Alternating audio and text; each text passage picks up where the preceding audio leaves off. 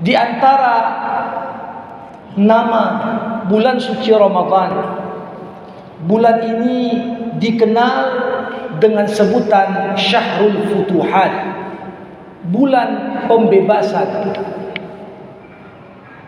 Begitu banyak peristiwa-peristiwa agung, kejadian-kejadian penting dalam lembaran sejarah berhasil ditorehkan umat Islam tepatnya di bulan suci ini. Maka ketika Ramadan dikenal sebagai bulan pembebasan, maka ini sangat identik dengan fakta sejarah yang telah berbukti dari zaman ke zaman. Siapa yang tak kenal peristiwa Perang Badar Al-Kubra? Perang pertama di dalam Islam, perang yang Allah Subhanahu wa taala sifatkan dalam Al-Quran Yaumul Furqan, Yaumul Taqal Jam'an, hari pembeda, hari di mana kedua kelompok para pengusung kebenaran berhadapan dengan para pengusung kebatilan, yang pada akhirnya dimenangkan mereka yang menjunjung tinggi kebenaran. Perang Badar terjadi 17 Ramadan, dan sejarah mencatat mulai dari perang itulah perhitungan kemenangan tidak semata-mata disandarkan kepada berapa banyak kekuatan logistik. Walaupun umat Islam hanya 314 orang melawan tentera kafir Quraisy yang jumlahnya lebih dari 1000 orang, tapi Allah katakan kam min fi'atin qalilah ghalabat fi'atan katsira biiznillah.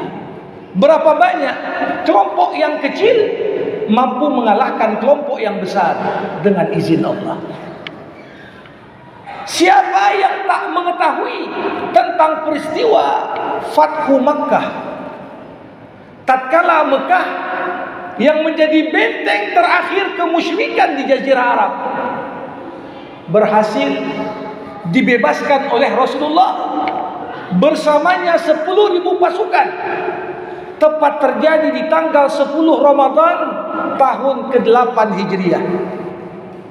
8 tahun sebelumnya, bagaimana Rasulullah harus tinggalkan Mekah dengan sembunyi-sembunyi, nyawanya terancam, bahkan Nabi terpaksa bersembunyi beberapa malam di Gua Sur semata-mata untuk dapat meninggalkan Mekah.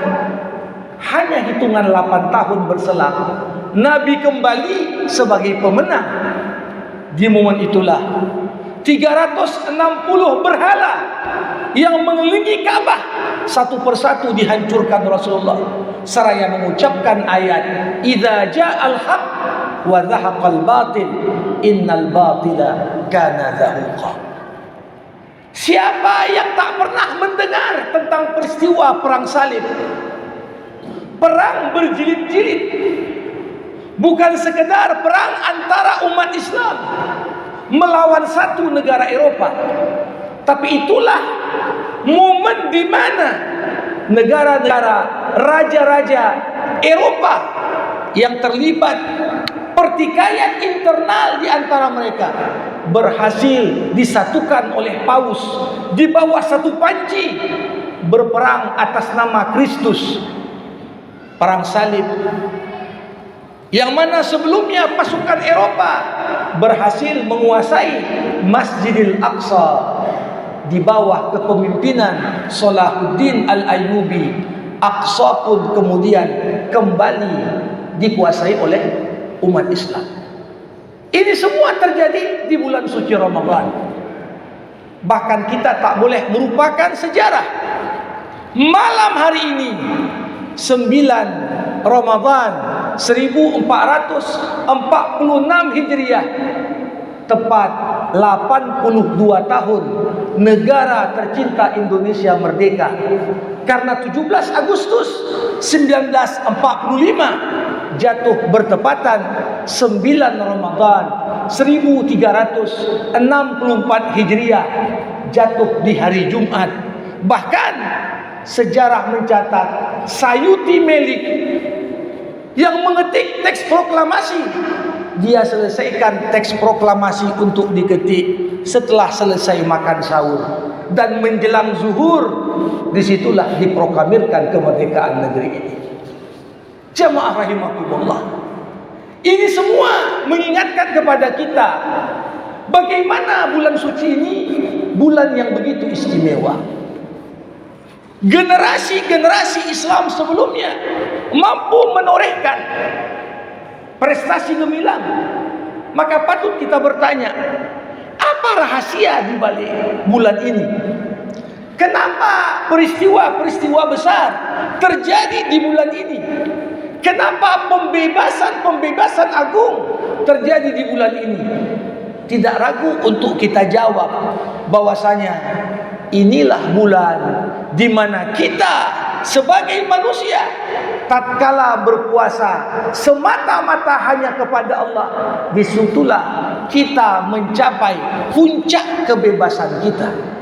Kebebasan dari kontrol nafsu atas diri kita, kemerdekaan dari berbagai bentuk kepentingan, keinginan, emosi yang kadangkala kita sendiri pun tidak mampu untuk mengontrol hawa nafsu yang ada pada diri kita untuk dapat kita taklukkan.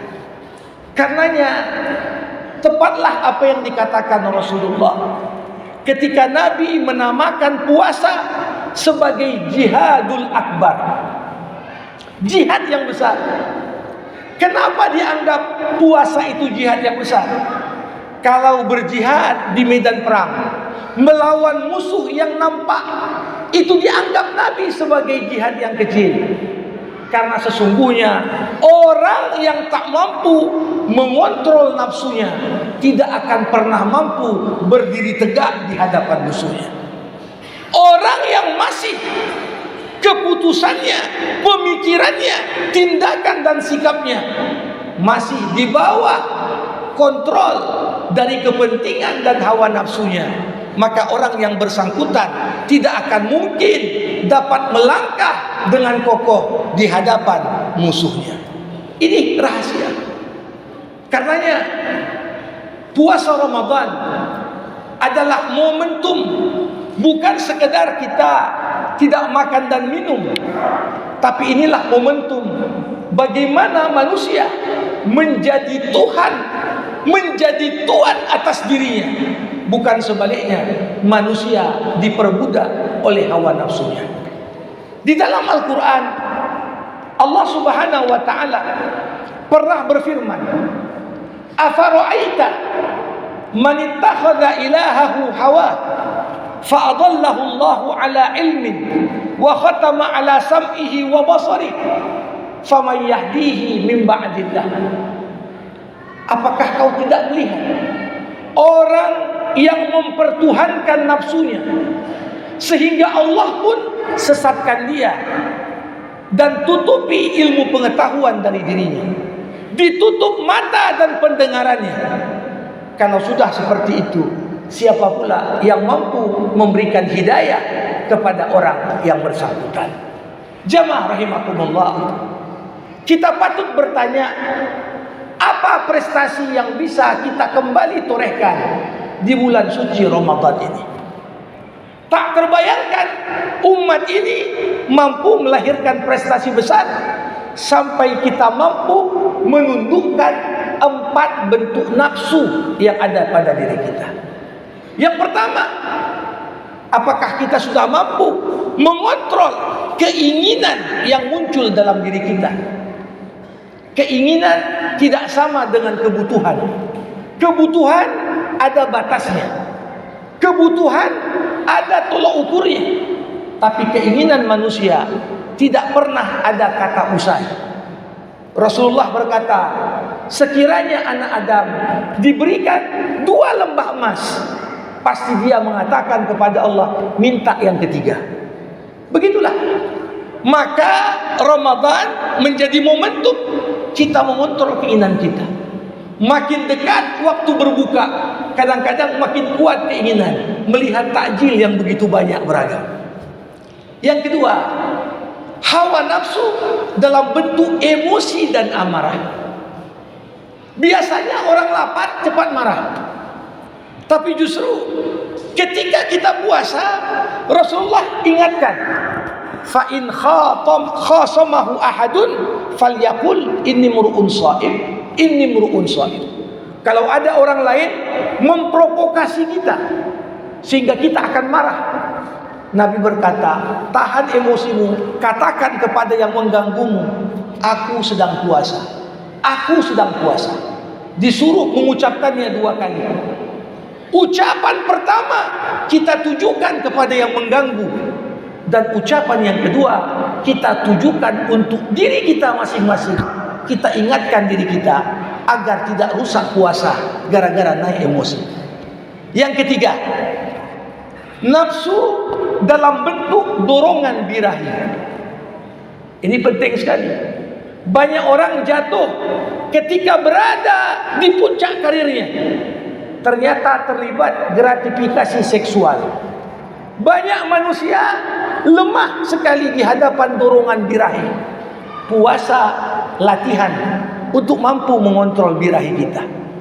Kepada pasangan yang halal pun kita bisa tahan, apalagi kepada pasangan yang haram.